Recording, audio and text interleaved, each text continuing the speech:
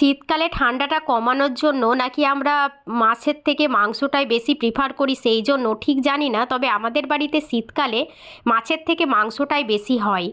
আজকেও তার অন্যথা হয়নি, তবে মাংসর সাথে সাথে হয়েছিল বাঁধাকপি গাজর দিয়ে ভাজা।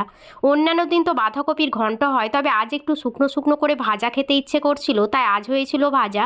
আর হয়েছিল পেঁপে ভাজা। এমনিতে পেঁপে খেতে কেউই বিশেষ পছন্দ করি না আমরা, কিন্তু মাঝে মধ্যে তো পেট বাবাজিকেও শান্ত রাখতে হয়, তাই মাঝে মধ্যে পেঁপে সেদ্ধ বা পেঁপের ঝোল হয়, তবে আজকে হয়েছিল ভাজা। আর হয়েছিল মাংস, তার আবার পাতলা ঝোল আলু দিয়ে। অন্যান্য দিন তো কষা মাংস খাওয়া হয়, তবে আজ একটু ইচ্ছে করছিল আলু দিয়ে পাতলা ঝোল খেতে, তাই করা হয়েছিল আলু দিয়ে মাংসের পাতলা ঝোল। আর আমার ভাই নরম তুলতুলে মাংস, তার সঙ্গে আলুটাও নরম তুলতুলে যেন হয় তেমনটা বলে দিয়েছিল, তাই ওরকমভাবে রান্না করা হয়েছিল। এটা দিয়ে তো দুপুর জমে গেছে। তোমাদের কেমন গেল?